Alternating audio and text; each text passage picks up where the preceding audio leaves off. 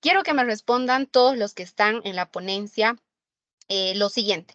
Para ello, los organizadores les están enviando el link a los grupos que tenemos del Congreso, para que ustedes puedan dar su respuesta. ¿Alguna vez has realizado la semiología respiratoria completa, ojo, completa, en un paciente? Sé que muchos de ustedes tal vez no, porque todavía están en la parte de ser estudiantes. Muchos de los estudiantes ya están en la parte clínica y también nos acompañan colegas especialistas. Estamos hablando de la semiología respiratoria completa, que va más allá de solamente escuchar los pulmones. ¿Alguna vez han realizado la semiología respiratoria completa, absolutamente sin olvidarse ningún detalle en un paciente? Vamos viendo qué nos dicen los diferentes integrantes que estamos haciendo este congreso, los diferentes participantes. Vayan votando, después tenemos un registro de todos los que están desde el inicio hasta al finalizar la charla. En este momento pueden ver que 4 de nosotros, ¿cuántos estamos en la reunión ahora en la conferencia, Marcelito? ¿Me ayudas ahí un poco, por favor? ¿Cuántos estamos en la conferencia? 114. Nos faltan las votaciones, entonces atentos ahí los organizadores para la parte de la calificación para los certificados, más del 60%. Estamos más de 170 y apenas estamos con 50, 60 votos. 4 de nosotros, de los 170, decimos que sí hemos realizado en algún momento la semiología respiratoria completa. 24 de nosotros decimos que no. Y algunos pues dirán, creo que más o menos, porque semiología respiratoria completa, ¿a qué se refiere? Tal vez muchos están recordando ahí la materia de semiología y tal vez algunos que todavía no han llevado, pues hoy van a llevarse una clase bastante completa de semiología respiratoria. Damos unos cuantos segundos más, 30 segundos más para su votación. Los que acaban de ingresar, entren a nuestros grupos del Congreso. Tienen ahí el enlace, es solamente hacerle clic y dar la votación. Sí realicé una semiología respiratoria completa en mi paciente, no la realicé o creo que lo realicé a medias. Y podemos ver que la mayoría de nosotros decimos que no. Posiblemente, como les decía, porque todavía somos estudiantes en la carrera, estamos aprendiendo, posiblemente no hemos tenido la posibilidad todavía de interactuar con el paciente y precisamente a eso va esta charla, esta conferencia de compartir el conocimiento. Voy a basarme primero, en la importancia que tiene la semiología torácica, que en realidad la semiología torácica se va a dividir en dos aspectos. Se va a dividir en la semiología pulmonar y en la semiología cardíaca. Es amplia la semiología, es por eso que hoy vamos a tocar la semiología respiratoria como tal. Antes de empezar con la semiología y con los 4 pasos que muchos de ustedes recordarán o están aprendiendo como parte de la semiología, tenemos que identificar ciertos signos y síntomas más frecuentes que nos pueden llevar a la sospecha de diagnóstico de alguna enfermedad o de alguna alteración en el aparato respiratorio. Hay muchos, pero el día de hoy vamos a tocar 3 y vamos a hablar de la importancia de estos signos y síntomas.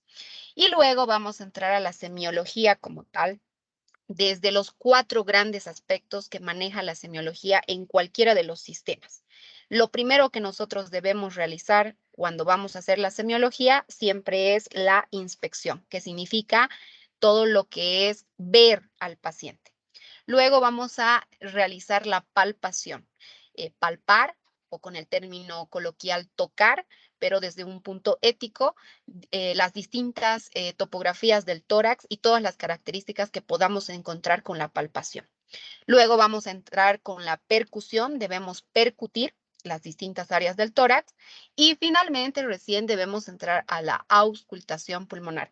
Por eso es que les decía y empezaba con la pregunta, ¿realmente han realizado una semiología respiratoria completa o solamente se han basado en agarrar el estetoscopio, decir al paciente 33 o hacer que respire un poco más cansado y de esa manera escuchar los pulmones? Porque la semiología respiratoria como tal no lleva solamente el escuchar los sonidos del pulmón. Y finalmente vamos a hacer una conclusión ya relacionando con las actualizaciones que hoy en día tenemos sobre la semiología respiratoria.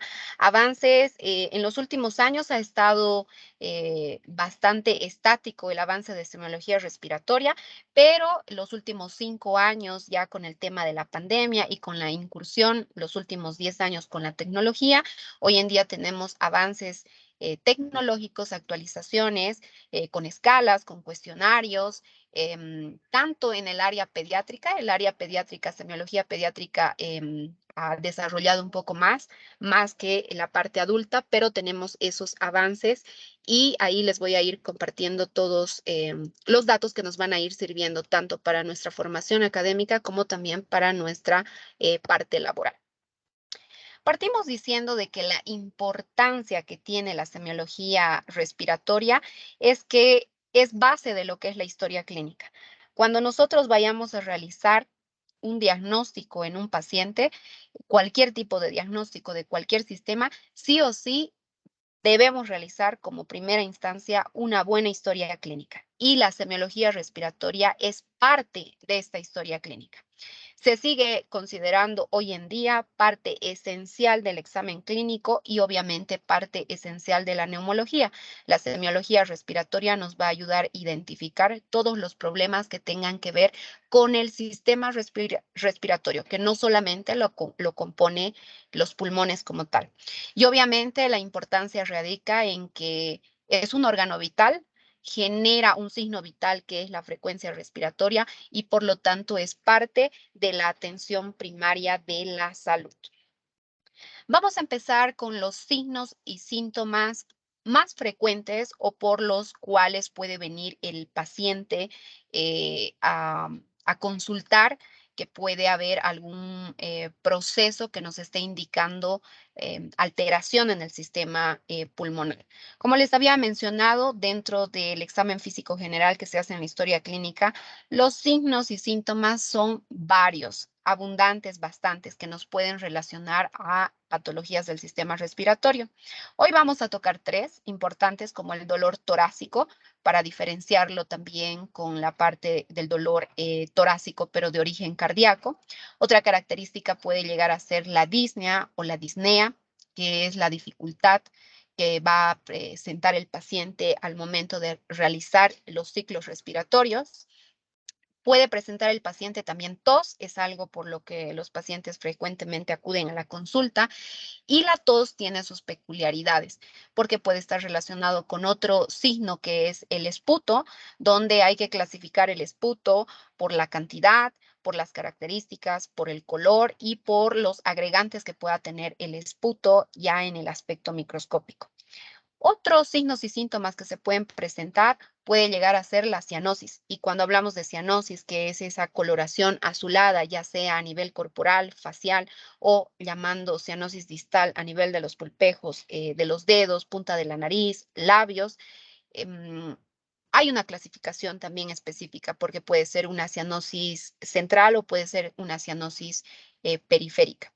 También podemos relacionar otros signos y síntomas como lo es la hemoptisis, ya con patologías importantes que todavía están presentes en Bolivia, como la tuberculosis, cáncer pulmonar, diferenciarla con la hematemesis y obviamente también mencionar que la tos puede tener sus diferentes clasificaciones.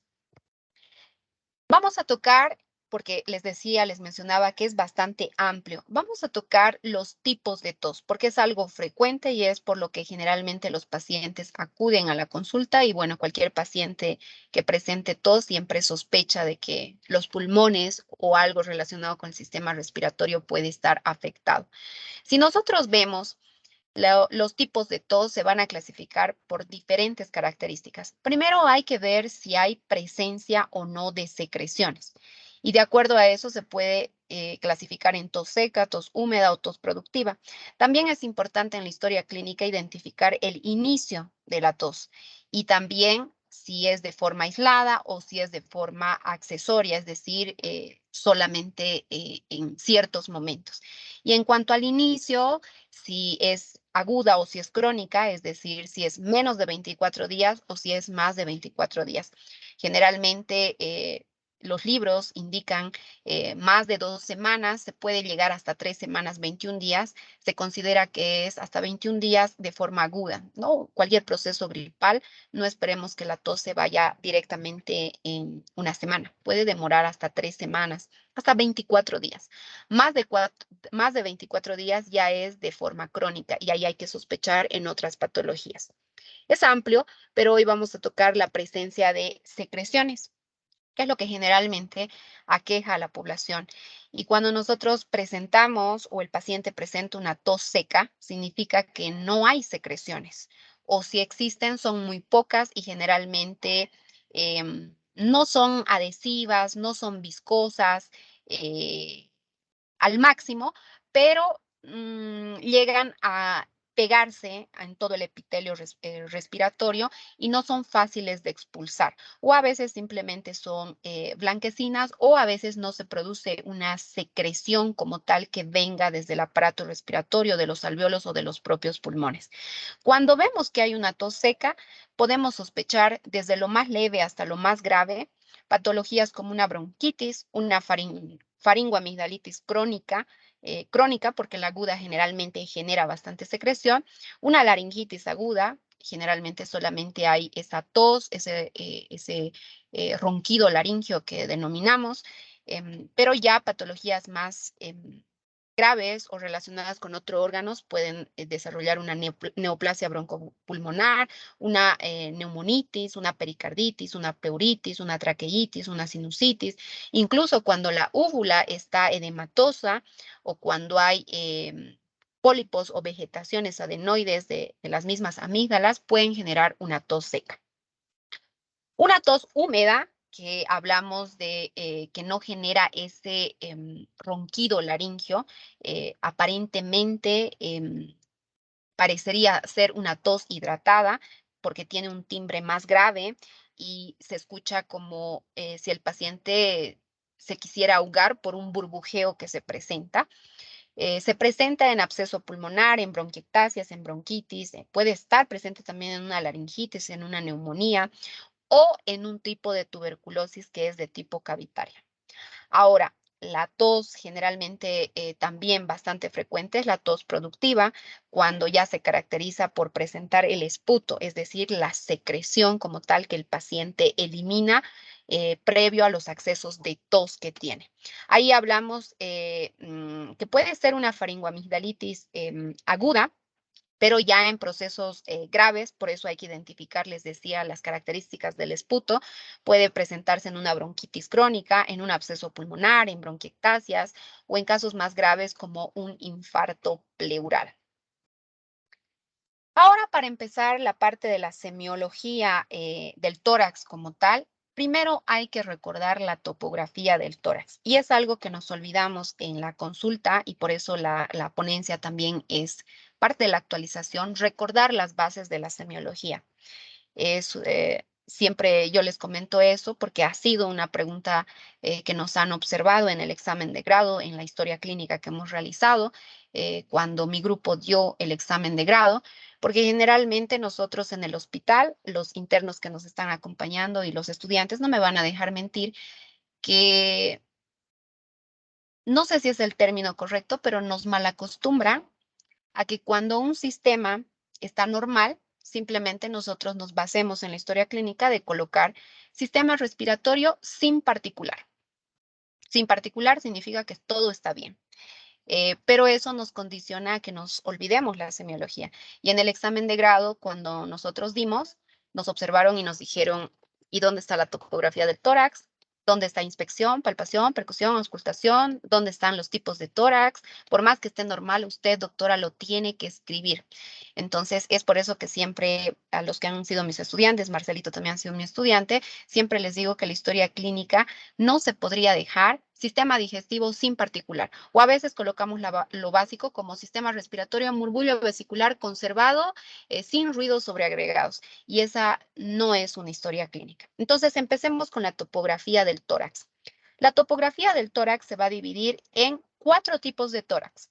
El tórax anterior, el tórax lateral derecho, lateral izquierdo y el tórax posterior. Esta topografía nos va a servir para realizar las distintas características que va a tener de la inspección, palpación, percusión y auscultación.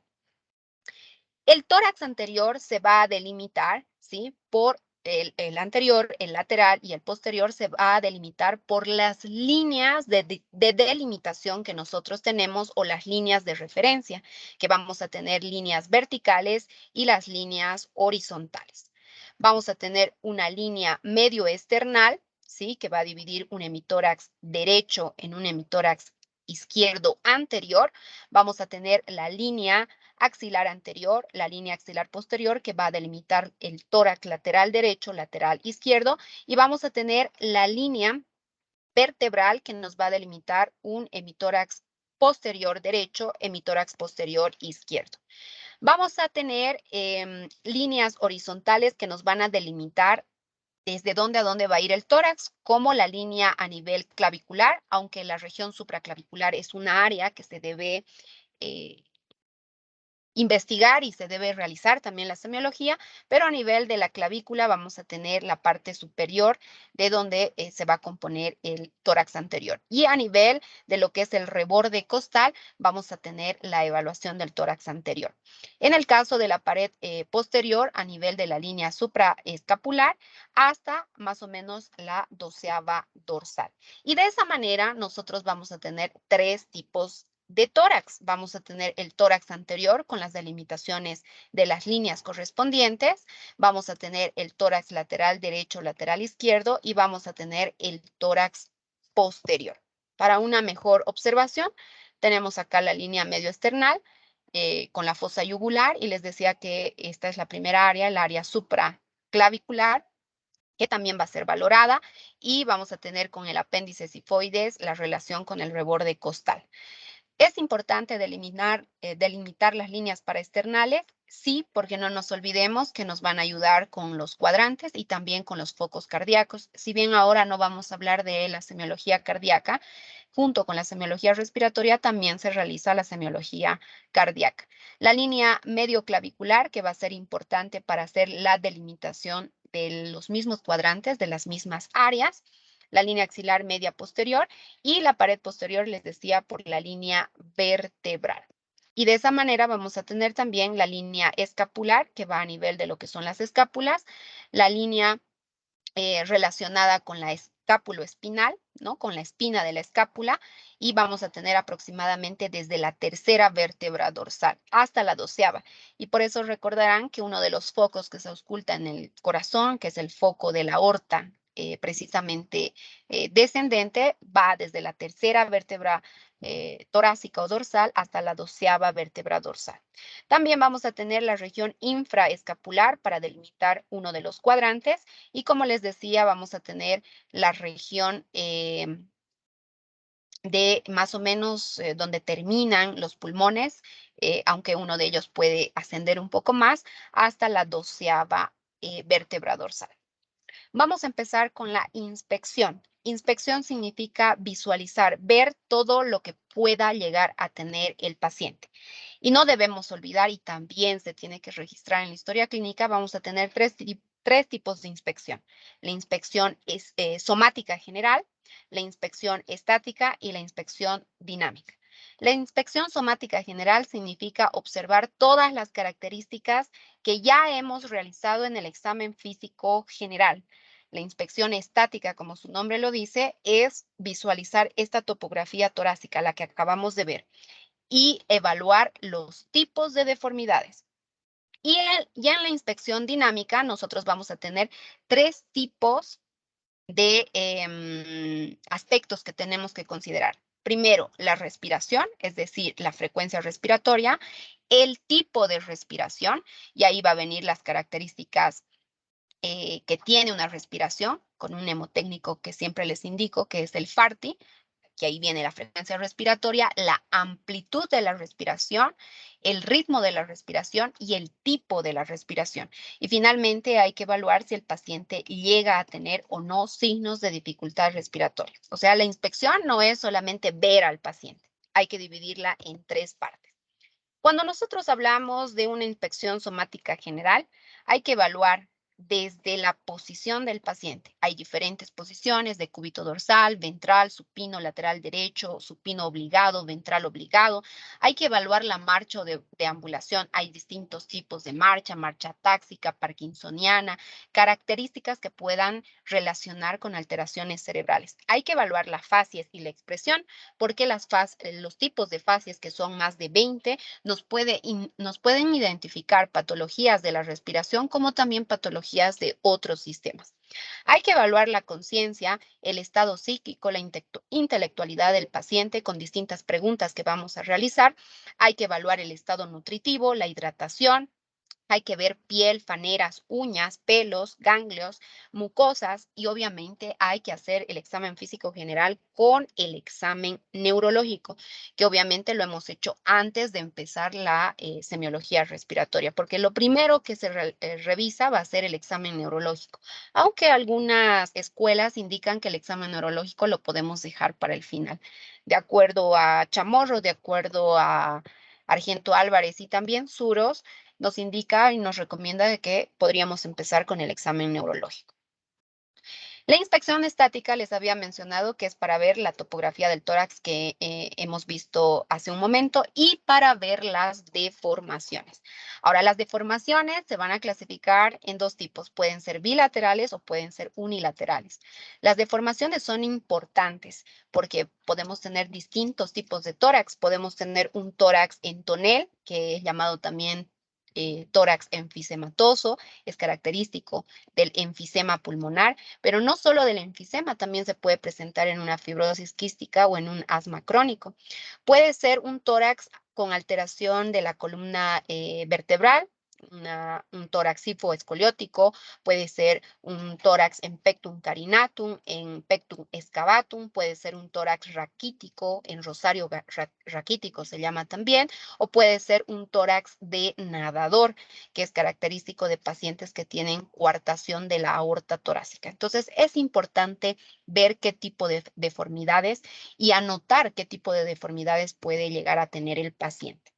Dentro de la inspección dinámica, les había hablado de que es amplio eh, eh, evaluar lo que es la frecuencia respiratoria dentro de la inspección dinámica. Es importante evaluar que la frecuencia respiratoria no puede ir más de 12 a 22 respiraciones por minuto. Algunos libros indican hasta 20, 22 como un promedio, porque más de eso se llama taquipnea y menos de eso se llama bradipnea. Pero también hay que ver las alteraciones que se puedan presentar con la amplitud, que se puedan presentar con el ritmo de la misma alteración de la rampa inspiratoria. Y dentro de ello decíamos, hay que evaluar si hay signos de dificultad respiratoria. Un mnemotécnico para que ustedes puedan recordar estos signos de dificultad respiratoria es a que dice sí, obviamente sí no se escribe con sí, con C, pero es para recordar a que dice sí y tres retracciones. La A de aleteo nasal, la Q de quejido expiratorio, la D de disociación tóraco-abdominal, la C de cianosis y las tres retracciones que siempre se pueden presentar, la subcostal, la intercostal y la retracción sifoidea. Generalmente es una pregunta que nos hacen en el hospital cuando viene un paciente con esa disnea o esa dificultad al momento de respirar y en pediatría también y nos dicen cuáles son los signos de dificultad respiratoria. Entonces, en una historia clínica que, por ejemplo, el paciente tú mencionas que tiene disnea, que tiene dificultad respiratoria, imposible que no menciones estos signos que estás observando al momento de hacer la inspección dinámica. Una vez que hacemos la inspección, que se dividía en somática general, en estática, en dinámica, ahora vamos a realizar la palpación. Y la palpación nos va a servir para 5 aspectos fundamentales. Uno, para ver la capacidad del tono y del trofismo muscular, es decir, cuánta actividad muscular realiza el paciente y si eso se traduce o no en esa capacidad de contracción intermitente que nos da este tono, este trofismo muscular por la acción misma del sistema nervioso simpático. Y eso se va a evaluar con la turgencia de la piel, la capacidad que tiene la piel de generar esa elastina, ese colágeno y que le dé esa capacidad de distender, de ser elástica como tal. Hay que evaluar las partes blandas, la presencia de masas, de quistes, de nódulos o de tumores. No se olviden que hay que diferenciar. Ya solo con la semiología se puede diferenciar, se puede sospechar de si es un tumor maligno o si es un tumor benigno, una masa benigna o una masa maligna. Podemos palpar y debemos palpar las vibraciones vocales y esto generalmente se realiza con el método o con la técnica del 33. No nos olvidemos que todo esto que estamos haciendo lo vamos a realizar en la topografía del tórax, es decir, tórax anterior, lateral derecho, lateral izquierdo, tórax posterior. Y finalmente, algo sumamente importante y que creo que la mayoría solamente nos vamos a esto o a veces ni esto realizamos, son las maniobras de evaluación de expansibilidad y elasticidad torácica, que son 3 tipos de maniobras o son conocidas como maniobras de amplexación. En el tórax anterior vamos a realizar la maniobra de Löwenberg, se llama así, con manos en alas de mariposa, como estamos viendo en la imagen, pero esta imagen es en el tórax posterior, entonces esta maniobra se llamaría la maniobra de la Sege. Y la maniobra que se va a realizar a nivel del tórax posterior, pero en la región superior, supraescapular, va a ser la maniobra de Ronald. Estas maniobras se realizan con manos en alas de mariposa, como están observando, y se juntan los dedos pulgares. Se pide al paciente 2 respiraciones normales, inspiración y expiración tranquilas, y se pide una tercera inspiración máxima profunda, porque nosotros sabemos que cuando introducimos aire, el diámetro antero-posterior de la pared torácica, de la parrilla costal, cambia, hay un ascenso de la parrilla costal y eso por efecto de los músculos que participan en la respiración. Y eso va a permitir que estos dedos pulgares que inicialmente estaban unidos puedan generar un espacio normal en el tórax anterior de hasta 2.5 centímetros, puede ser más de 2.5 centímetros, mínimo 2.5 centímetros, al igual que el tórax posterior. Y en el caso del tórax lateral, que también se hace la amplexación y de la maniobra de Ronald, puede ser normal hasta 1 centímetro, ¿no? Menos de 1 centímetro también lo consideramos como una amplexación disminuida. ¿Esto para qué? Para evaluar si la capacidad que tiene los pulmones de elasticidad y expansibilidad torácica están adecuadas. Vamos a empezar a hacer preguntas, Marcelo. Después, obviamente, durante el congreso tenemos muchas actividades, al final el cierre, nuestra fiesta de gala y todo, pero vamos a considerar a todos los que estén presentes en las charlas y que estén presentes en forma activa. La primera pregunta que voy a lanzar es, ¿por qué será importante fisiológicamente evaluar las amplexaciones del tórax anterior, lateral y posterior para determinar qué tipo de presión? Vayan escribiendo en nuestros grupos. Pueden escribir en el chat del grupo de Teams de la reunión, así como en los grupos que tenemos en WhatsApp.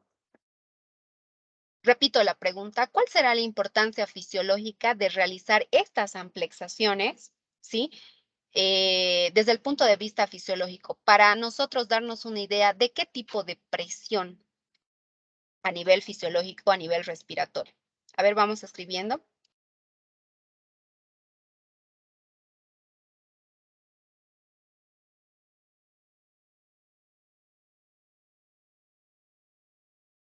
Damos unos 10 segundos más y antes de darles obviamente la respuesta para que verifiquemos ahí, Marcelito, quiénes han dado los primeros la respuesta.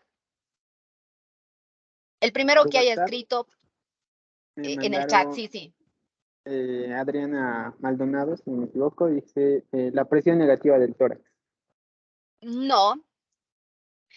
Tú revisas las respuestas, la respuesta es, y el primero que haya dado, para verificar la presión transpulmonar, que es la diferencia entre la presión alveolar y la presión pleural. Esa presión transpulmonar es la que nos va a permitir el grado de expansibilidad de hasta 200 ml de introducción de aire a nivel de los pulmones. El que haya escrito presión transpulmonar, ahí lo registras, Marcelo. Palpación. Entonces, no se olviden, 5 cosas en la palpación. Tendríamos que haber realizado esto en nuestro paciente y en cada una de las áreas del tórax. Nos vamos ahora a la percusión. La percusión se va a realizar con una mano percutora y con un dedo percutor. En la percusión nosotros podemos identificar distintos sonidos. El sonido normal que tendríamos que identificar es un sonido de sonoridad. Donde hay aire, como la presencia de los pulmones, el sonido característico se llama sonoridad o conocido también como resonancia, ¿sí? O sea que los pulmones, sobre todo en el área del tórax posterior y parte lateral, en el tórax anterior, obviamente por la presencia del corazón, no vamos a tener una sonoridad completa. Deberíamos sentir y escuchar, porque nosotros percutimos, pero el sonido se escucha, un sonido hueco. Y donde hay un sonido hueco de intensidad fuerte, de tonalidad baja, a eso nosotros llamamos sonoridad. En el caso del tórax anterior se escucha muy bien la sonoridad en el cuadrante superior del hemitórax anterior derecho, ¿no? El izquierdo en parte también, no tanto porque está la presencia del corazón como tal. ¿Podemos escuchar un sonido de submatidez? Claro que sí. Puede haber un sonido intermedio entre sonoridad y matidez, es decir, una mezcla que puede haber de algo que venga con aire y algo que venga con algo sólido. Puede ser la sonoridad pulmonar y la matidez hepática, ¿no? A nivel del reborde costal por la presencia del hígado y también por la presencia del corazón. Si nosotros ahorita percutimos la región de la línea media clavicular izquierda, cuadrante medio o lo que compete al área mitral, obviamente que vamos a sentir posiblemente más mate que incluso submatidez. Y un sonido mate como tal va a ser una tonalidad más alta que la anterior, es un sonido más sólido que se va a presentar como parte del músculo, presencia del corazón, pueden haber masas, quistes, nódulos, puede haber presencia de moco, puede haber presencia de sangre o puede haber presencia de líquido como tal. Entonces, un sonido mate, siempre tomar en cuenta que puede ser la presencia de estos sonidos. Y finalmente, un sonido timpánico es la presencia de los gases en el estómago, en los intestinos, presencia en el espacio de Traube como tal. Que se puede presentar un sonido timpánico, aunque la presencia del triángulo en el espacio de Traube también se puede dar un sonido de submatidez, porque vamos a ver que va a estar condicionado por la parte hepática, por la parte de los pulmones y por la parte de los intestinos o la parte gastrointestinal. Ahora ustedes dirán, ¿y para qué me sirve percutir? La percusión nos sirve para identificar estos sonidos porque en las alteraciones nosotros podríamos evidenciar una hipersonoridad. Una hipersonoridad significa que hay mucho contenido de aire que puede ser característico de un enfisema pulmonar. Vamos a ver ahí, Marcelo, otra pregunta para ver si están atentos o no. El primero que responda qué tipo de tórax es característico del enfisema pulmonar. Se llama tórax enfisematoso o tórax. Vayan respondiendo ahí. Puede ser presencia del neumotórax, puede ser la presencia de crisis asmáticas. Puede haber una hiposonoridad en neumonías, en tuberculosis, edema pulmonar, puede haber con relación al síndrome de condensación pulmonar, atelectasias, puede ser característico de un derrame pleural, puede haber características como tal en el hidroneumotórax. Vamos a ver ahí, algunos están con micrófono. Ahora sí. Puede haber este tipo de alteraciones. Entonces, la percusión nos sirve para identificar. Por ejemplo, enseguida vamos a hacer nuestro cuadro comparativo. El derrame pleural, hay signos característicos como la curva de Damosiau, que es una convexidad superior, el triángulo de Groco o el triángulo de Garland, que son característicos cuando nosotros percutimos y se puede presentar y ya nosotros tendríamos una idea clara de que se estaría tratando de un derrame pleural. Finalmente vamos a entrar al proceso de auscultación y la auscultación sí se va a realizar con lo que es la ayuda del estetoscopio. Antiguamente el primer estetoscopio, el estetoscopio de Pinard, que era un tubo de madera, nos ayudaba ya en la amplificación de los sonidos, pero hoy en día la tecnología ha avanzado, que tenemos los estetoscopios electrónicos que incluso nos van a permitir grabar estos sonidos para nosotros poder tener una mejor semiología como tal. Ahora, aquí es amplio, pero es importante recordar estos aspectos.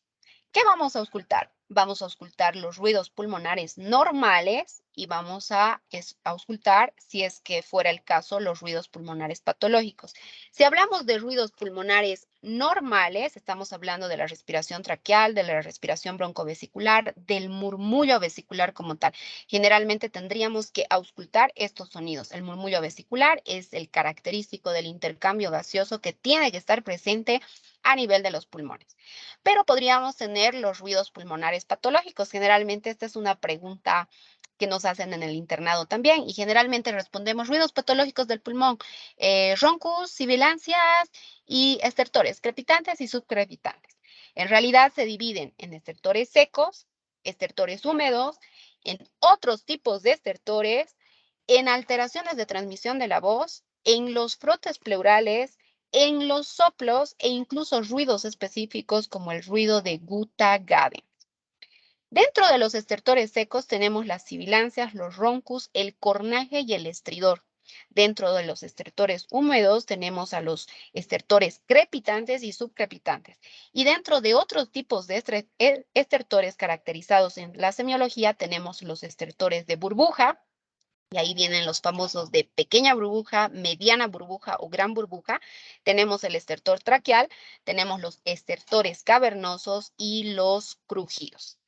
Esto también es amplio, pero para que ustedes se den una idea, porque estamos recordando esta parte de las bases, la clasificación de estos ruidos sobreagregados tiene sus características. Y a esto va la actualización como parte de la misma semiología torácica. Antiguamente, pues, nosotros escuchar una sibilancia era simplemente que el paciente venga con asma y todos en el hospital íbamos y escuchábamos. Hoy en día tenemos los simuladores, los aplicativos, donde estos sonidos están grabados y nosotros podemos perfeccionar nuestra agudeza auditiva para que en una otra oportunidad donde el paciente presente este sonido, nosotros lo podamos identificar. Decíamos que los estertores secos o continuos son las sibilancias. Esto se da por una estenosis bronquial y algo característico, patología característica como tal, es el asma bronquial, pero también puede estar presente cuando hay presencia de algún cuerpo extraño. Los roncus es por una obstrucción al flujo a nivel de la tráquea y a nivel de los grandes bronquios. Generalmente se presenta en las bronquitis agudas y en las bronquitis crónicas.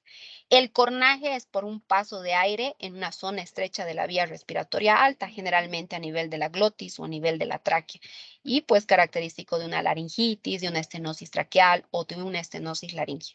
Y el estridor es paso del aire por una zona estrecha, pero en la vía respiratoria alta, ya sea en la glotis o en la tráquea o en los grandes bronquios.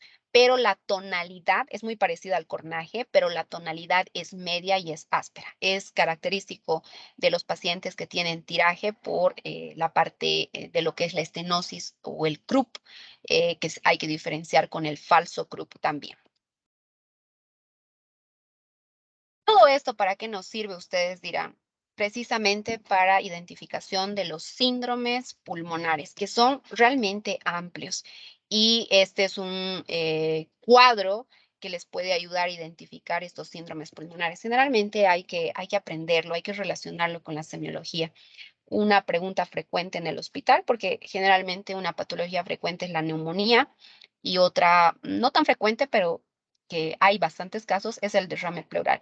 Y generalmente nos preguntan y nos dicen cuáles son las diferencias semiológicas de un síndrome de condensación y un síndrome de derrame pleural. Entonces ahí hay que ver lo que acabamos de mencionar, la inspección, la palpación, la percusión y la auscultación. Hace un momento les decía en la percusión, algo característico del derrame pleural va a ser la matidez y va a ser la presencia de la curva de Damosia o el triángulo de Groco, el triángulo de Garland.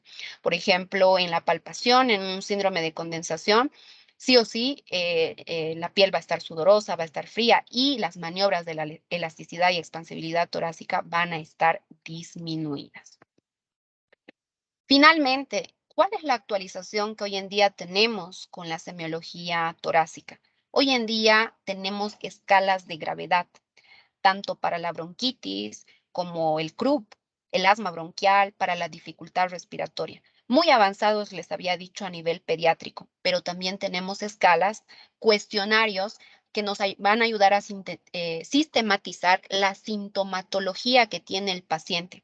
Ahí están los cuestionarios de CAN utilizados a nivel pediátrico para el asma bronquial y el test de ACT utilizados a partir de los 12 años para arriba en los adultos. Son cuestionarios sistematizados que nos ayudan a identificar mejor la parte semiológica. Y también hoy en día existen cuestionarios sistematizados para los trastornos durante el sueño.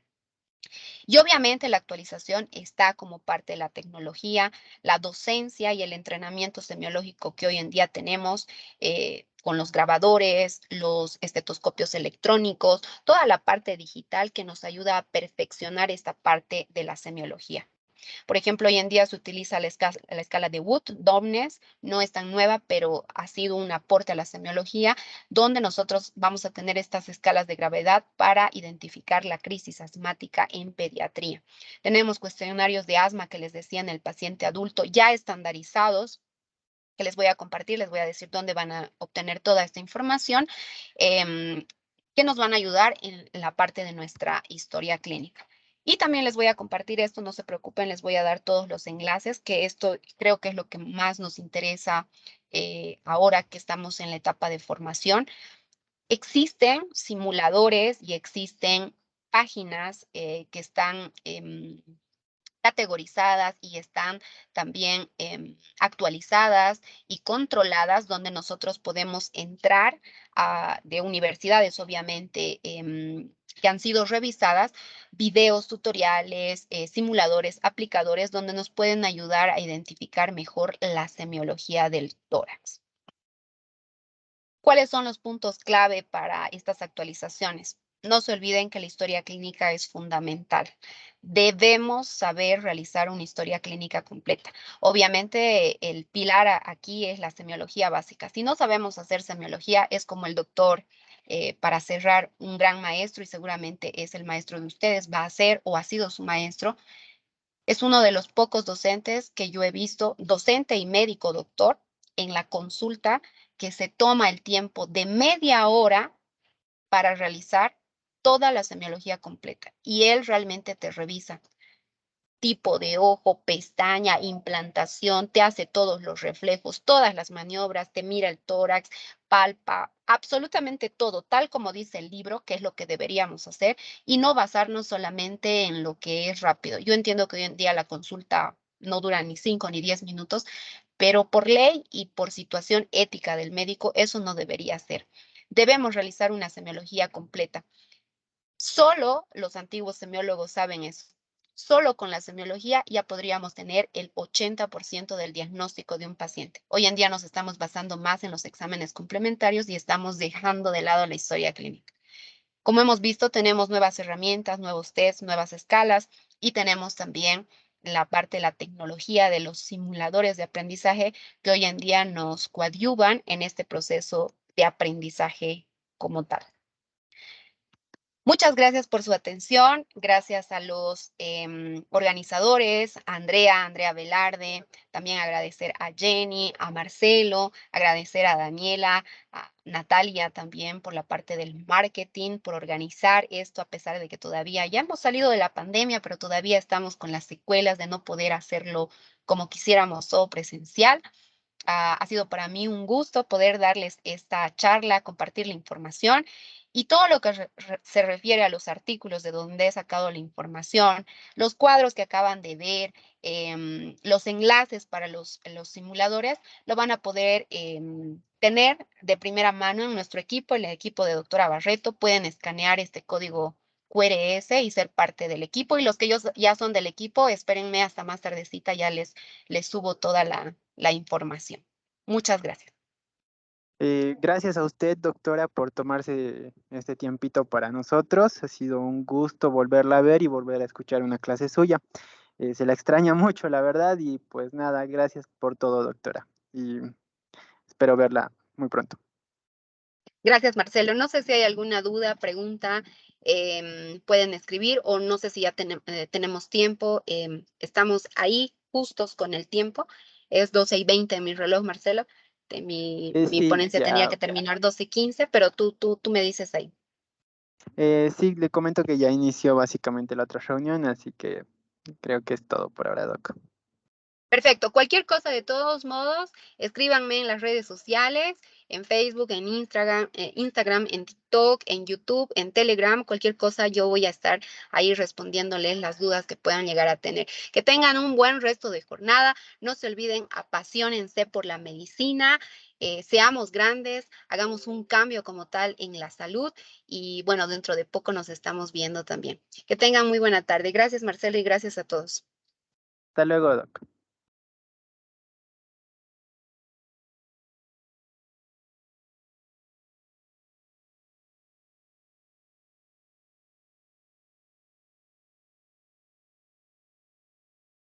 Pueden unirse ya en la siguiente ponencia. Ya habíamos subido los links a los grupos, así que por favor pueden ir abandonando este canal y unirse al otro. Gracias.